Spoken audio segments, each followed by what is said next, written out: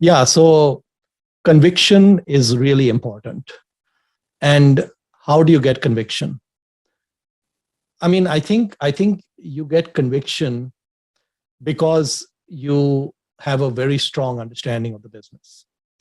So if I if I go back to the business in Turkey, for example, basically, that business has a number of different business lines, but the one that has the most value today is they have 12 million square feet of prime warehouse space in Turkey, and it's mostly in Istanbul.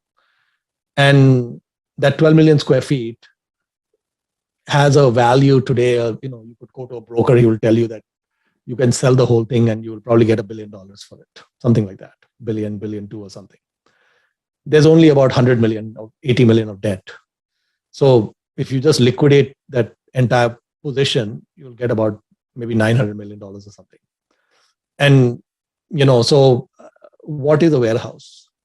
So warehouse is land, concrete, steel, some 20% is refrigerated. So you have some refrigerated units and all that. All of these things are going to increase in value if you have inflation. So steel price is going to go up because it's going to track international steel prices. Concrete and cement prices will track international concrete and cement prices. And land also has prime land in a prime, major city in the world has a value. And so when I invested, the value per square foot was about $80 a square foot for land and improvements. And I don't think that $80 is going anywhere. It may be 200 a square foot at some point, but it will not go to 30 a square foot. That won't happen. So I don't care about anything else that's going on. That is the piece that is the most important. It's 99% lease, it's 10 years, inflation index, leases and all of that. So conviction is really important, right? So if you invested in Starbucks, you would have 2 or 3 things that you understand. You would understand the unit economics, that when they open a store, they get their money back in 1 or 2 years. You would understand that. If that suddenly changed where it was taking 5 years or 10 years to get your money back when you open a new store, something has changed, right? That's a significant change. If that looks like a secular permanent change, the thesis has changed.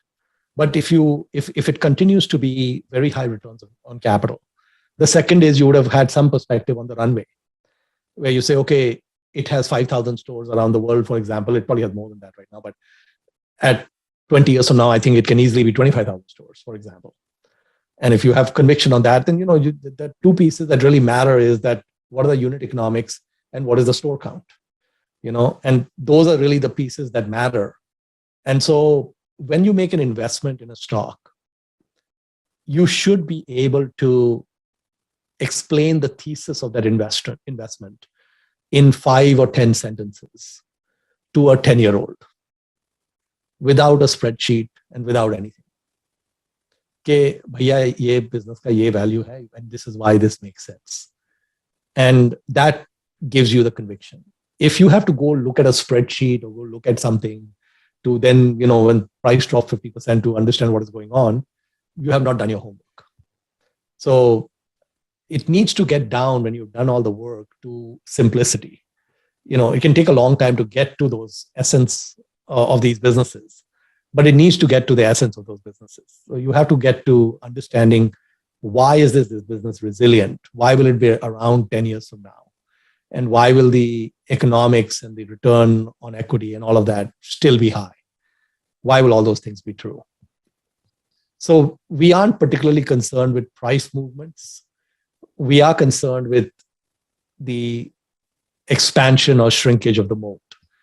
If the moat goes through a secular decline, we have a problem. The quoted price changing is not relevant. Conviction comes from understanding. If you don't truly understand how a business makes money, you can't hold it with confidence. At the end of the day, stock prices always follow earnings, not stories or short-term hype. That's why Pabrai advises focusing on businesses with simple, straightforward models. My suggestion is that investors should start with companies that does not have multiple subsidiaries or complex structures.